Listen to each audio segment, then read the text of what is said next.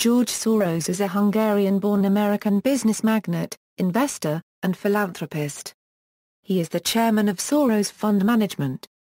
He is known as the man who broke the Bank of England, because of his short sale of $10 billion worth of pounds, giving him a profit of $1 billion during the 1992 Black Wednesday UK currency crisis. Soros is a well-known supporter of progressive liberal political causes. He played a significant role in the peaceful transition from communism to capitalism in Hungary and provided one of Europe's largest higher education endowments to Central European University in Budapest. Soros is also the chairman of the Open Society Foundations. Early life: Soros was born in Budapest, Hungary, to a non-observant Jewish family. His mother Elizabeth came from a family that owned a thriving silk shop. His father Tivadar was a lawyer and had been a prisoner of war during and after World War I until he escaped from Russia and rejoined his family in Budapest.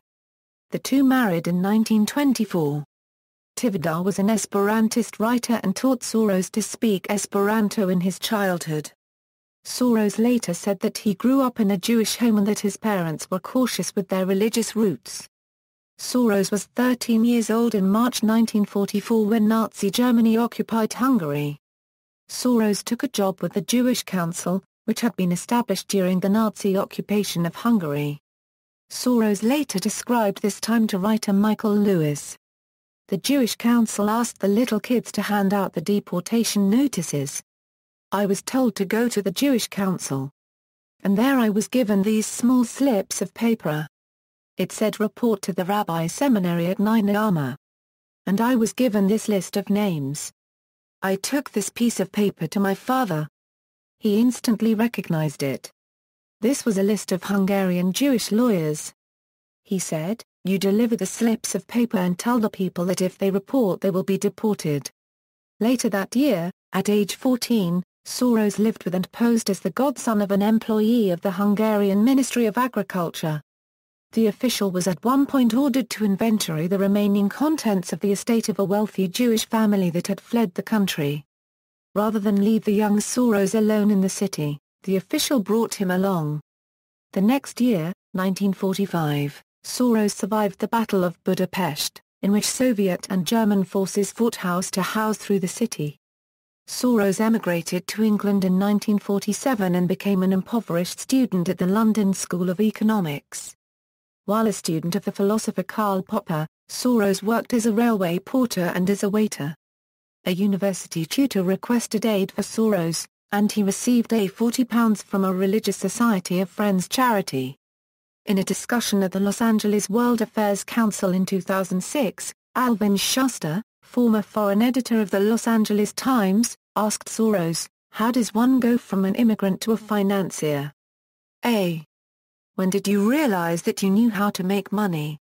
Soros replied, "Well, I had a variety of jobs and I ended up selling fancy goods on the seaside, souvenir shops, and I thought, that's really not what I was cut out to do. So, I wrote to every managing director in every merchant bank in London, got just one or two replies, and eventually that's how I got a job in a merchant bank. That job was an entry-level position in Singer & Friedlander." Soros earned a BSc in philosophy in 1951 and a PhD in philosophy in 1954, both from the London School of Economics. Career: in 1956, Soros moved to New York City where he worked as an arbitrage trader for FM Mayer and as an analyst for Wertheim & Company. During this period, Soros developed the theory of reflexivity based on the ideas of Karl Popper. Reflexivity posited that the valuation of any market produces a procyclical virtuous or vicious circle that further affects the market. Soros' experience from 1963 to 1973 as a vice president at Arnhold and Esbliet-Roda resulted in little enthusiasm for the job and a desire to assert himself as an investor to make reflexivity profitable.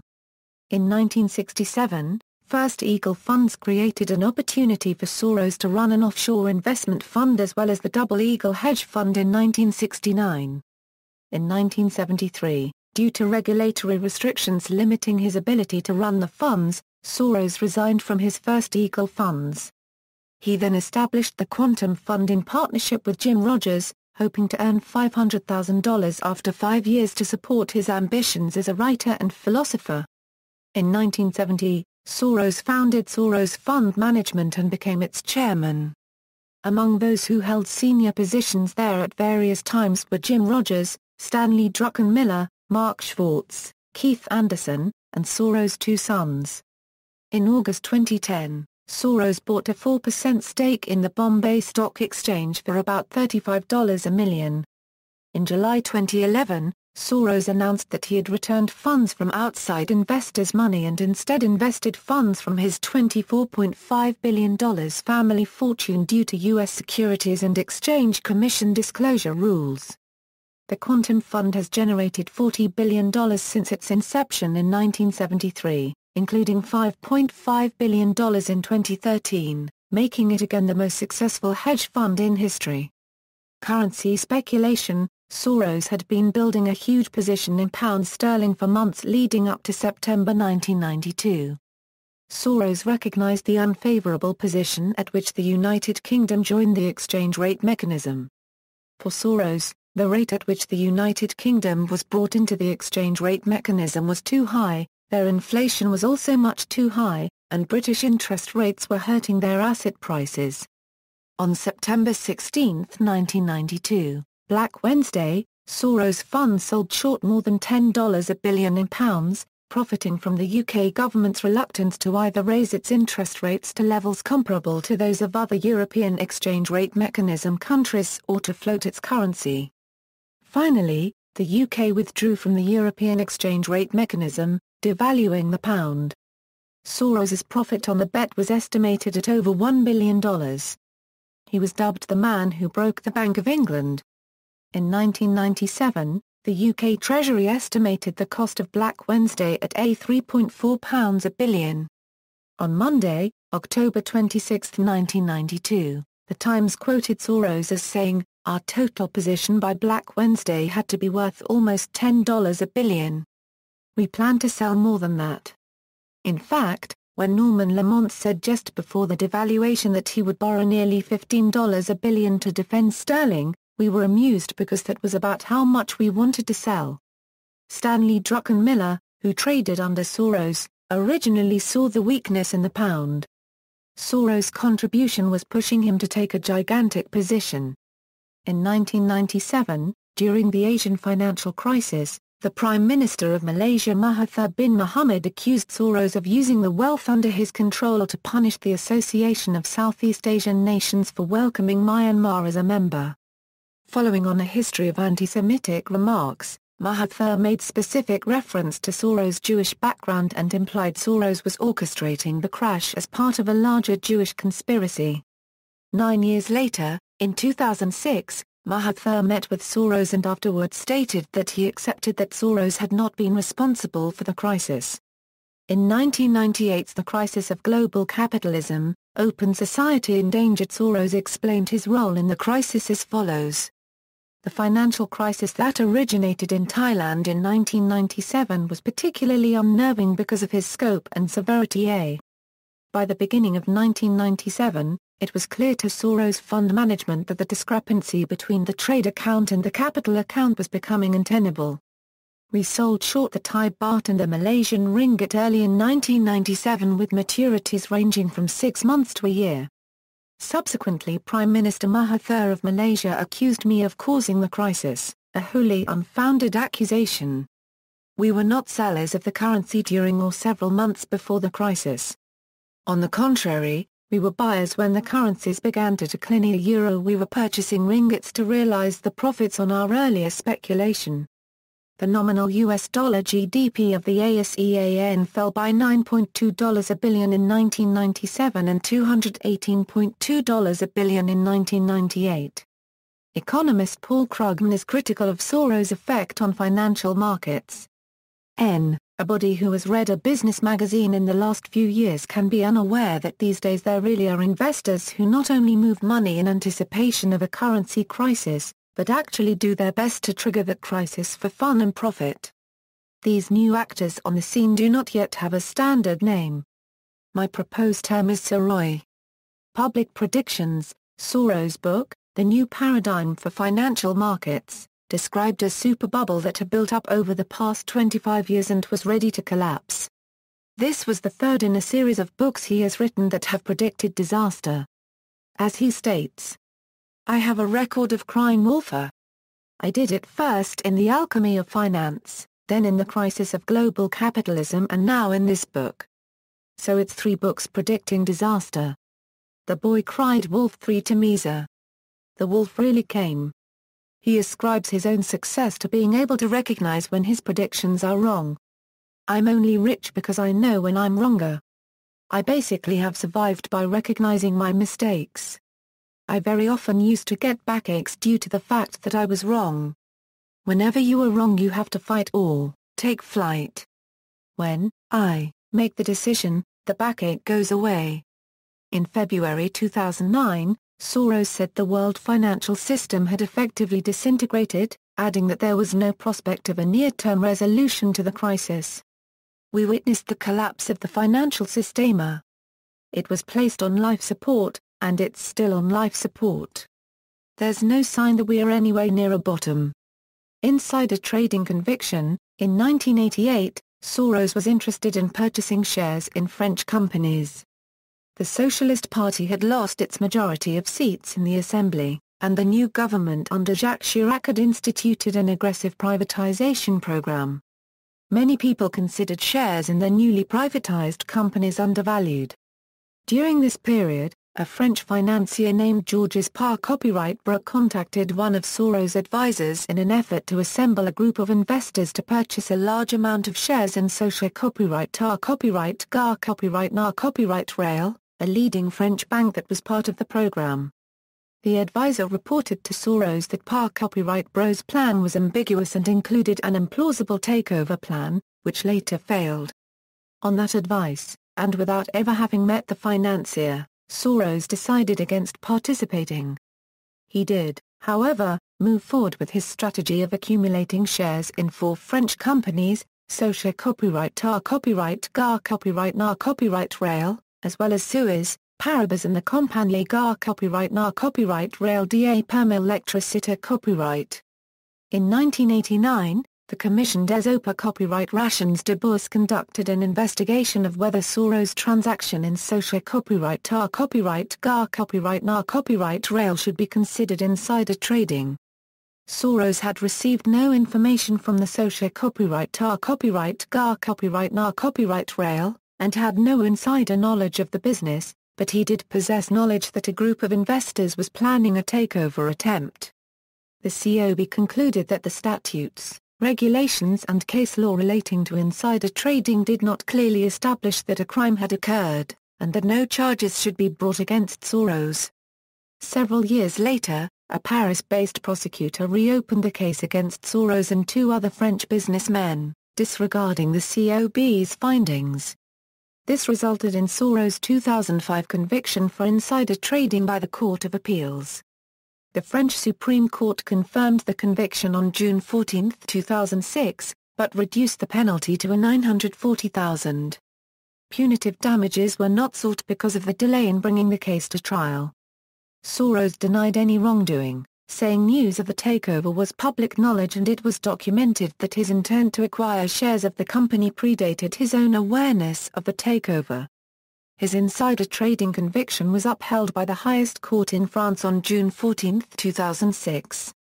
In December 2006, he appealed to the European Court of Human Rights on various grounds including that the 14-year delay in bringing the case to trial precluded a fair hearing.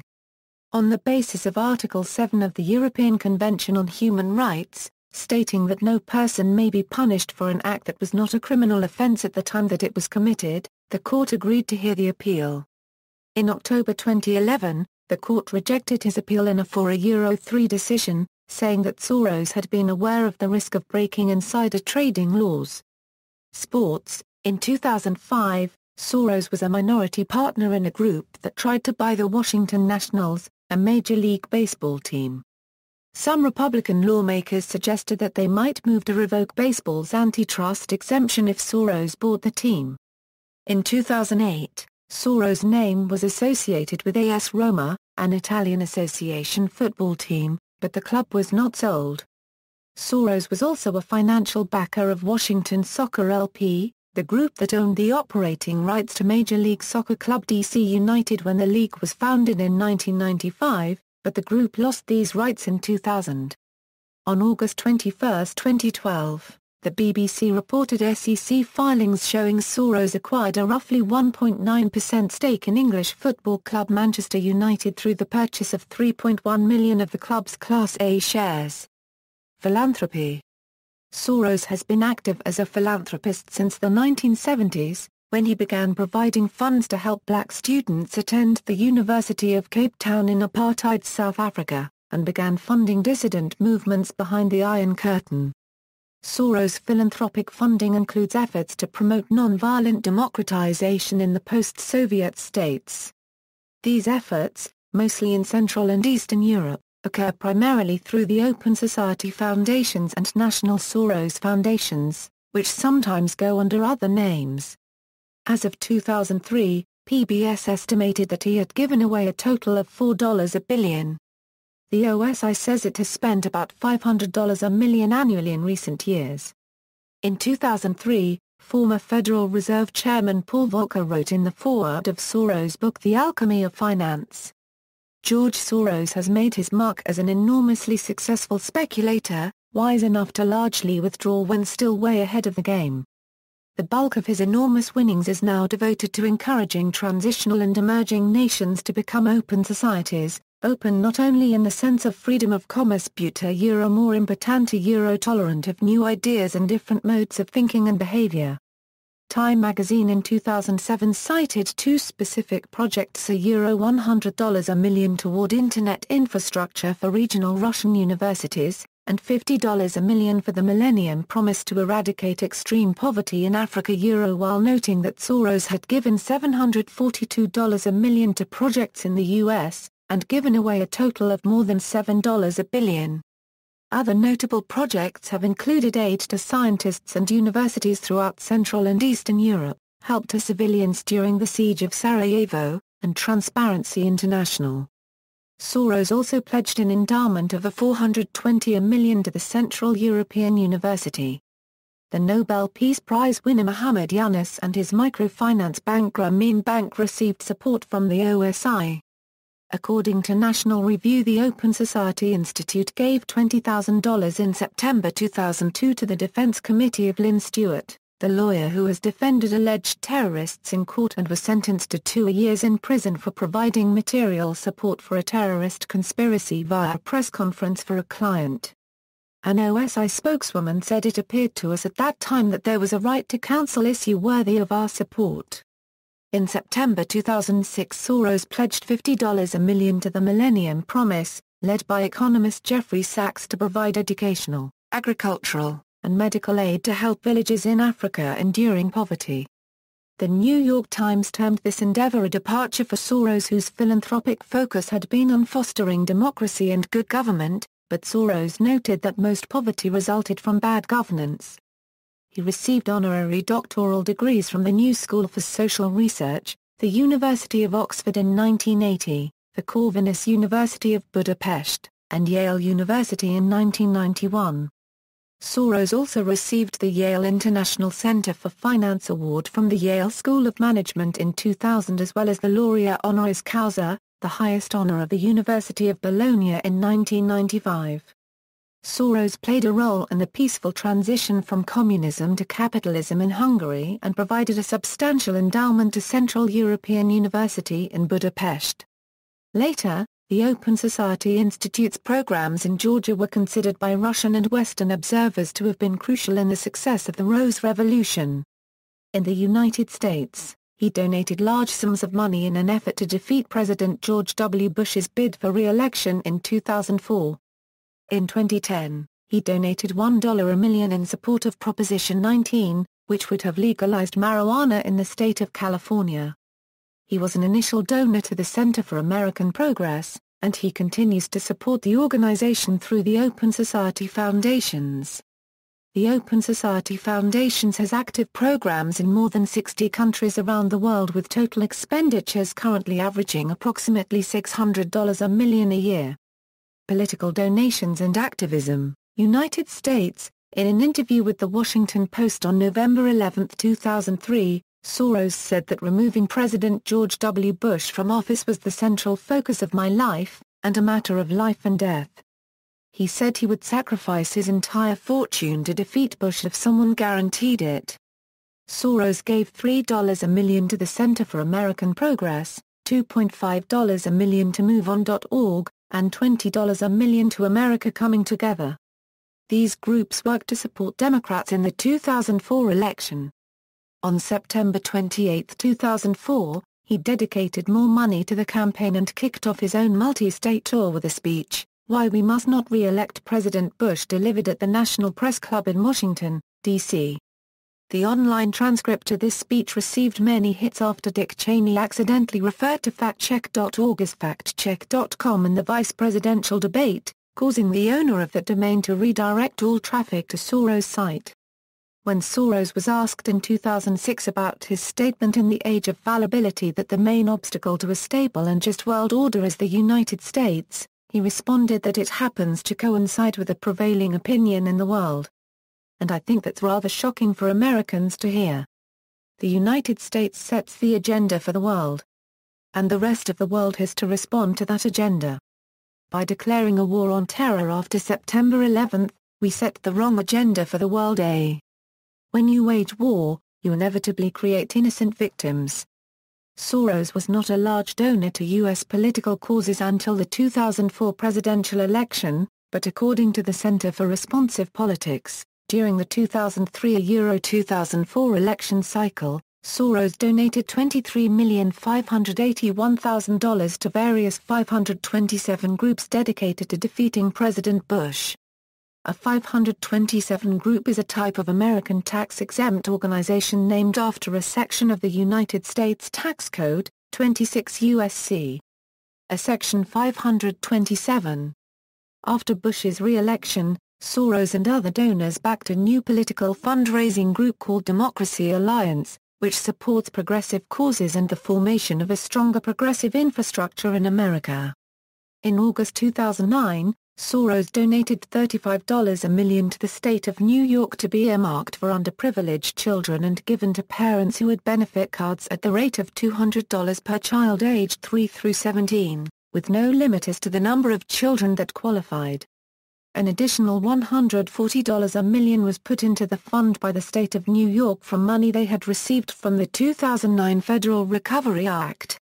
On October 26, 2010, Soros donated $1 a million, the largest donation in the campaign, to the Drug Policy Alliance to fund Proposition 19, that would have legalized marijuana in the state of California if it had passed in the November 2, 2010 elections. In October 2011, a Reuters story titled "Soros, Not a Funder of Wall Street Protests" was published after several commentators pointed out errors in an earlier Reuters story headlined, "Who's Behind the Wall Street Protests?"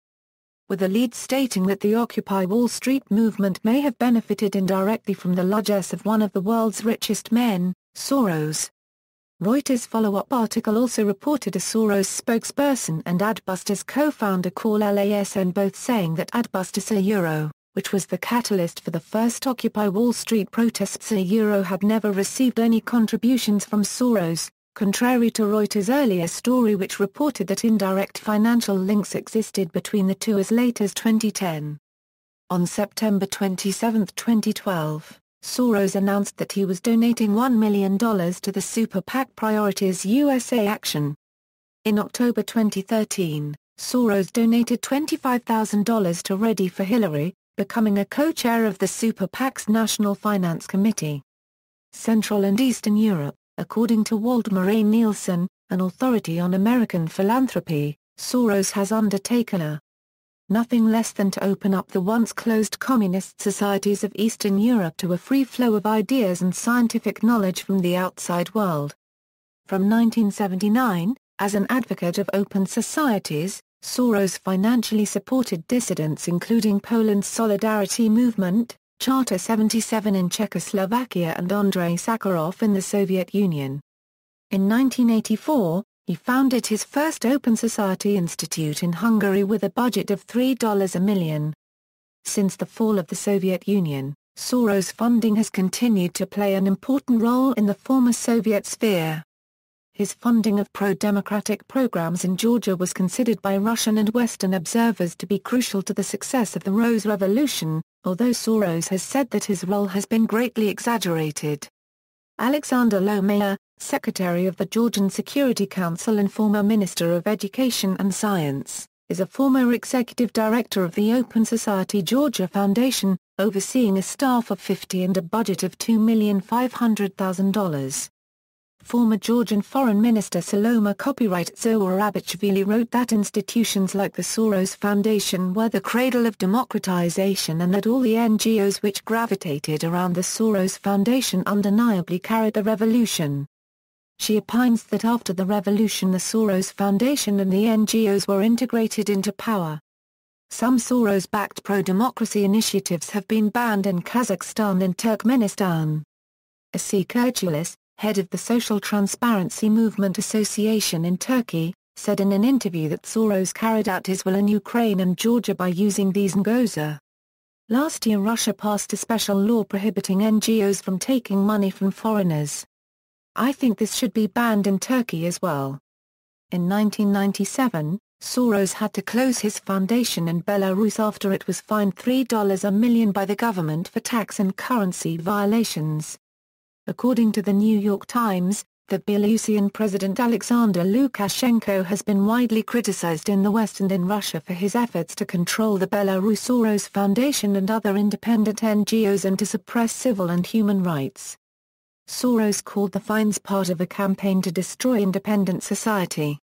In June 2009, Soros donated $100 million to Central Europe and Eastern Europe to counter the impact of the economic crisis on the poor, voluntary groups and non-government organizations. Africa, the Open Society Initiative for Southern Africa is a Soros-affiliated organization. Its director for Zimbabwe is Godfrey Kunins, who also directs the Zimbabwe Congress of Trade Unions, which was the main force behind the founding of the Movement for Democratic Change, the principal indigenous organization promoting regime change in Zimbabwe. Drug policy reform. Soros has funded worldwide efforts to promote drug policy reform. In 2008, Soros donated $400,000 to help fund a successful ballot measure in Massachusetts known as the Massachusetts Sensible Marijuana Policy Initiative, which decriminalized possession of less than 1 ounce of marijuana in the state. Soros has also funded similar measures in California, Alaska, Oregon, Washington, Colorado, Nevada and Maine. Among the drug decriminalization groups that have received funding from Soros are the Linda Smith Center and Drug Policy Foundation. Soros donated $1.4 million to publicity efforts to support California's Proposition 5 in 2008, a failed ballot measure that would have expanded drug rehabilitation programs as alternatives to prison for persons convicted of non-violent drug-related offenses. In October 2010, Soros donated $1 million to support California's Proposition 19. According to remarks in an interview in October 2009, it is Soros' opinion that marijuana is less addictive but not appropriate for use by children and students. He himself has not used marijuana for years. Soros has been a major financier of the Drug Policy Alliance, an organization that promotes cannabis legalization, with roughly $4 million in annual contributions from one of his foundations. Death and Dying, the Project on Death in America, active from 2001 to 2003, was one of the Open Society Institute's projects, which sought to understand and transform the culture and experience of dying and bereavement. In 1994, Soros delivered a speech in which he reported that he had offered to help his mother, a member of the Hemlock Society, commit suicide. In the same speech, he also endorsed the Oregon Death with Dignity Act, proceeding to help fund its advertising campaign. Philosophy, education and beliefs. His philosophical outlook is influenced by Karl Popper, under whom he studied at the London School of Economics. His Open Society Foundations is named after Popper's 2-volume work, The Open Society and Its Enemies, and Soros' ongoing philosophical commitment to the principle of liberalism stems from Popper's philosophy. Reflexivity, financial markets, and economic theory. Soros' writings focus heavily on the concept of reflexivity, where the biases of individuals enter into market transactions, potentially changing the fundamentals of the economy. Soros argues that different principles apply in markets depending on whether they are in a near to equilibrium, or a far from equilibrium state. He argues that, when markets are rising or falling rapidly, they are typically marked by disequilibrium rather than equilibrium, and that the conventional economic theory of the market does not apply in these situations. Soros has popularized the concepts of dynamic disequilibrium, static disequilibrium, and near equilibrium conditions. He has stated that his own financial success has been attributable to the edge accorded by his understanding of the action of the reflexive effect. Reflexivity is based on three main ideas. Reflexivity is best observed under special conditions where investor bias grows and spreads throughout the investment arena. Examples of factors that may give rise to this bias include equity leveraging or the trend-following habits of speculators. Reflexivity appears intermittently since it is most likely to be revealed under certain conditions. That is, the character of the equilibrium process is best considered in terms of probabilities. Investors' observation of and participation in the capital markets may at times influence valuations and fundamental conditions or outcomes. A recent example of reflexivity in modern financial markets is that of the debt and equity of housing markets. Lenders began to make more money available to more people in the 1990s to buy houses. More people bought houses with this larger amount of money, thus increasing the prices of these houses. Lenders looked at their balance sheets, which not only showed that they had made more loans, but that their equity backing the loans, the value of the houses, had gone up. Thus they lent out more money because their balance sheets looked good, and prices rose higher still. This was further amplified by public policy. In the U.S., home loans were guaranteed by the federal government. Many national governments saw home ownership as a positive outcome and so introduced grants for first-time home buyers and other financial subsidies, such as the exemption of a primary residence from capital gains taxation. These further encouraged house purchases, leading to further price rises and further relaxation of lending standards. The concept of reflexivity attempts to explain why markets moving from one equilibrium state to another tend to overshoot or undershoot. Soros unregistered trademark theories were originally dismissed by economists, but have received more attention after the 2008 crash, including becoming the focus of an issue of the Journal of Economic Methodology. View of problems in the free market system. Despite working as an investor and currency trader, Soros argues that the current system of financial speculation undermines healthy economic development in many underdeveloped countries. He blames many of the world's problems on the failures inherent in what he characterizes as market fundamentalism. His opposition to many aspects of globalization has made him a controversial figure. Victor Niedorfer said of Soros, "Most of all, George believed even then in a mixed economy, one with a strong central international government to correct for the excesses of self-interest." Soros claims to draw a distinction between being a participant in the market and working to change the rules that market participants must follow. According to Mahathir bin Mohamad, Prime Minister of Malaysia from July 1981 to October 2003, Soros was the hedge fund chief of Quantium may have been partially responsible for the economic crash in 1997 of East Asian markets when the Thai currency relinquished its peg to the US dollar. According to Mahathir, in the 3 years leading to the crash, Soros invested in short-term speculative investment in East Asian stock markets and real estate, then divested with indecent haste at the first signs of currency devaluation. Soros replied, saying that Mahathir was using him as a scapegoat for his own mistakes, that Mahathir's promises to ban currency trading were a recipe for disaster, and that Mahathir is a menace to his own country. In an interview regarding the late 2000s recession, Soros referred to it as the most serious crisis since the 1930s. According to Soros, market fundamentalism, with its assumption that markets will correct themselves with no need for government intervention in financial affairs, has been some kind of an ideological excess.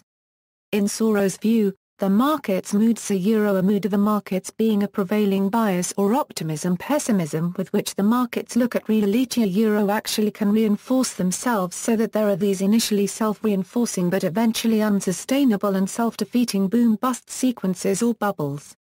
In reaction to the late 2000s recession, he founded the Institute for New Economic Thinking in October 2009. This is a think tank composed of international economic, business and financial experts, mandated to investigate radical new approaches to organizing the international economic and financial system. Views on anti-Semitism, at a Jewish forum in New York City, November 5, 2003, Soros partially attributed a recent resurgence of anti-Semitism to the policies of Israel and the United States, and the role of wealthy and influential individuals. There is a resurgence of anti-Semitism in Europe. The policies of the Bush administration and the Sharon administration contribute to that. It's not specifically anti-Semitism, but it does manifest itself in anti-Semitism as well. I'm critical of those policies. If we change that direction, then anti-Semitism also will diminish. I can't see how one could confront it directly. I'm also very concerned about my own role because the new anti-Semitism holds that the Jews rule the world. As an unintended consequence of my actions. I also contribute to that image. In a subsequent article for the New York Review of Books, Soros emphasized that I do not subscribe to the myths propagated by enemies of Israel and I am not blaming Jews for anti-Semitism. Anti-Semitism predates the birth of Israel. Neither Israel's policies nor the critics of those policies should be held responsible for anti-Semitism. At the same time, I do believe that attitudes toward Israel are influenced by Israel's policies, and attitudes toward the Jewish community are influenced by the pro-Israel lobby's success in suppressing divergent views. Views on Europe. In October 2011, Soros drafted an open letter entitled As Concerned Europeans We Urge Eurozone Leaders to Unite, in which he calls for a stronger economic government for Europe using federal means and warns against the danger of nationalistic solutions to the economic crisis. The letter was co-signed by prominent Europeans such as Javier Solana, Daniel Cohn-Bendit, Andrew Duff, Emma Bonino, Massimo D'Alema, Vira Veit-Freiberger. Views on China. Soros has expressed concern about the growth of Chinese economic and political power. China has risen very rapidly by looking out for its own interests. They have now got to accept responsibility for world order and the interests of other people as well. Regarding the political gridlock in America, he said, today, China has not only a more vigorous economy, but actually a better functioning government than the United States. Wealth. As of March 12, 2012, Forbes listed Soros, at 81, as the 22nd richest person in the world's richest hedge fund manager, and number 7 on its list of the 400 wealthiest Americans, with a net worth estimated at $20 billion. Relation to Hungarian politics. In the 1980s, Viktor Orbán, a future chairman of Fidesz and Hungarian Prime Minister, along with László paragraph var copyright R, a future chairman of Fidesz, Secret Service Minister and Speaker of the National Assembly of Hungary, were Soros Scholarship recipients. Deputy Prime Minister István Stumpar now a member of the Constitutional Court was a member of Soros Foundation's Board of Trustees between 1994 and 2002. Personal life. Soros family changed their name from Schwartz to Soros in 1936, in response to growing anti-Semitism with the rise of fascism. Tivadar liked the new name because it is a palindrome and because of its meaning. Although the specific meaning is left unstated in Kaufmann's biography, in Hungarian, Soros means next in line, or designated successor. And, in Esperanto, it means will soar. Soros has been married 3 times and divorced twice. In 1960, Soros married Anne Nahles Whiteshock.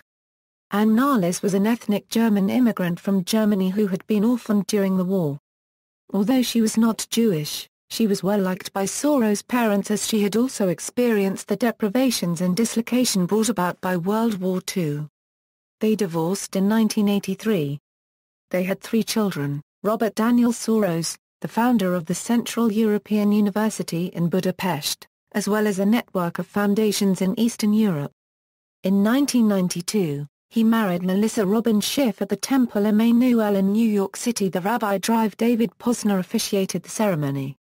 Andrea Soros Columbal, the founder and president of Trace Foundation, established in 1993 to promote the cultural continuity and sustainable development of Tibetan communities within China. She is also a founding partner and member of the board of directors of the Acumen Fund, a global venture fund that employs an entrepreneurial approach in addressing the problems of global poverty. She is married to Eric Columbal. Jonathan Tividas Soros, a senior fellow at the Roosevelt Institute, a think tank based in New York City. In 2012, he co-founded Friends of Democracy, a super PAC dedicated to reducing the influence of money in politics.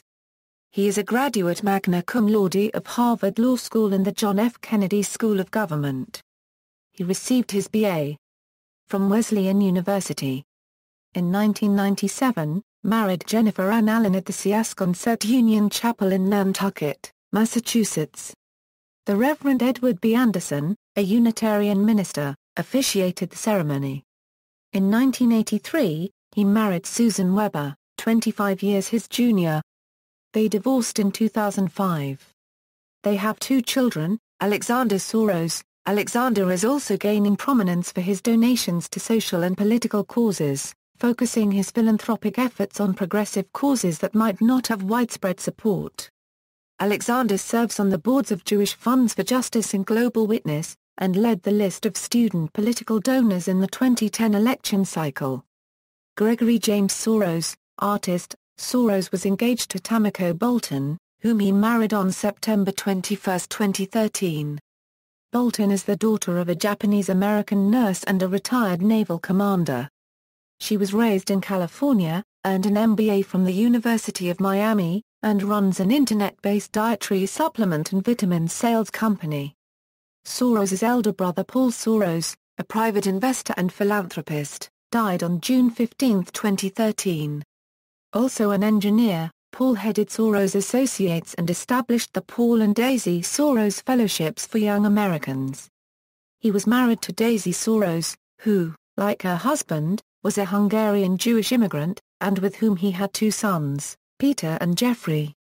Peter Soros was married to the former Flora Fraser, a daughter of Lady Antonia Fraser and the late Sir Hugh Fraser, and a stepdaughter of the late 2005 Nobel laureate Harold Pinter. Fraser and Soros separated in 2009. Regarding his religious views, Soros is an atheist. Bibliography, books authored or co-authored, The Tragedy of the European Union, Disintegration or Revival? ISBN 978-1-61039-421-5. Financial Turmoil in Europe and the United States, Essays. ISBN 978-1-61039-161-0. The Soros Lectures at the Central European University. ISBN 978-58648-885-7. The New Paradigm for Financial Markets, The Credit Crisis of 2008 and What It Means. ISBN 978-1-58648-683-9. The Age of Fallibility, Consequences of the War on Terror. ISBN 978-1-58648-359-3.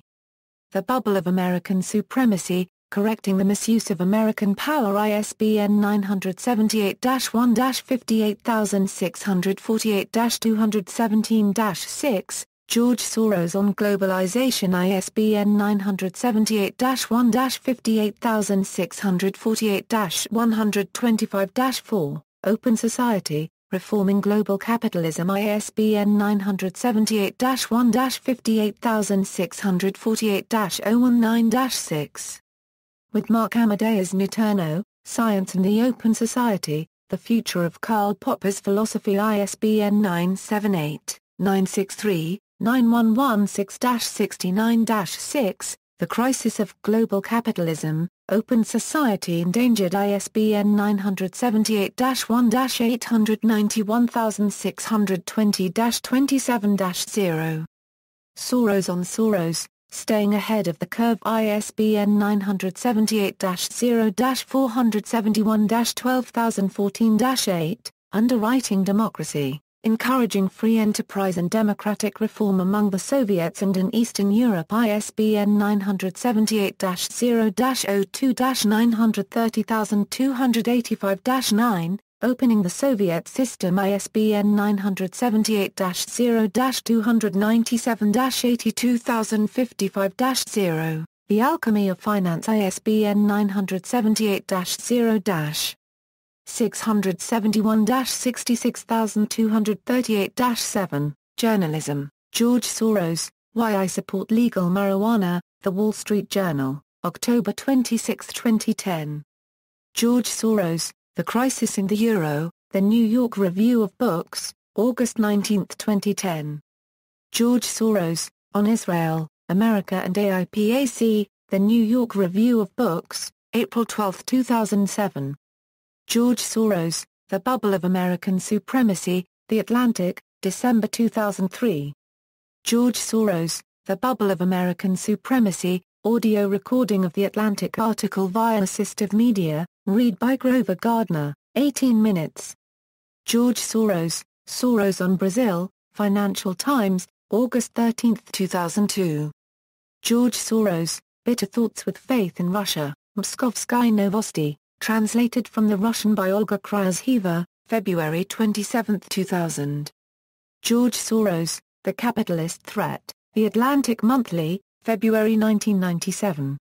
George Soros, Paulson Cannot Be Allowed a Blank Check, Financial Times, September 24, 2008. See also, George Soros Conspiracy Theories, Scott Bessent, Chief Investment Officer of Soros Fund Management, references. Further reading, Biographies, Soros, The Life and Times of a Messianic Billionaire by Michael T. Kaufman ISBN 978-0-375-40585-3, Soros, The World's Most Influential Investor by Robert Slater ISBN 978-0-07-160844-2, Journalism, John Authors, A Successful Prophet of the Markets, Financial Times, May 19, 2008. Laura Blumenfeld, Billionaire Soros Takes on Bush, The Washington Post, November 11, 2003, Connie Bruck, Abstract of New Yorker Profile of Soros The World According to Soros, The New Yorker, January 23, 1995. Malcolm Gladwell, Gladwell.com Blowing Up, The New Yorker, April 22 and 29, 2002. Matt Welch, Open Season on Open Society Why an Anti-Communist Holocaust Survivor is Being Demonized as a Socialist, Self-Hating Jew. Reason, December 8, 2003, Times 25 Most Influential Americans, Time, April 21, 1997. Retrieved May 21, 2007. The Time 100, The Power Givers, George Soros, Time, May 14, 2007, retrieved May 21, 2007. Scholarly Perspectives, Bryant, C.G.A. George Soros's Theory of Reflexivity, A Comparison with the Theories of Giddens and Beck and a Consideration of its Practical Value. Economy and Society 31, 112 131 doi, 10.1080/03085140120109277 Cross, R. Strachan, Dion George Soros and Economic Analysis. Kaikalos 50, 561 €574 doi, 10.1111/1467-6435.00030 Kwong, C.P. Mathematical Analysis of Soros's Theory of Reflexivity. A.R. Ziv, 0901.4447a, Q. Fin. G.N. Nielsen, Wald Murray Inside American Philanthropy, The Dramas of Donorship. Norman, University of Oklahoma Press PPA 77 €82. ISBN A978-0-8061. 2802-3. Pettis, Michael. The Volatility Machine, Emerging Economies and the Threat of Financial Collapse. Oxford, Oxford University Press. ISBN A978-0-19-514330-. Stone, Diane. Market Principles, Philanthropic Ideals and Public Service Values, the Public Policy Programme at the Central European University. P.S. Political Science and Politics, 545 Euro 551 Diane Stone, Transnational Philanthropy or Policy Transfer.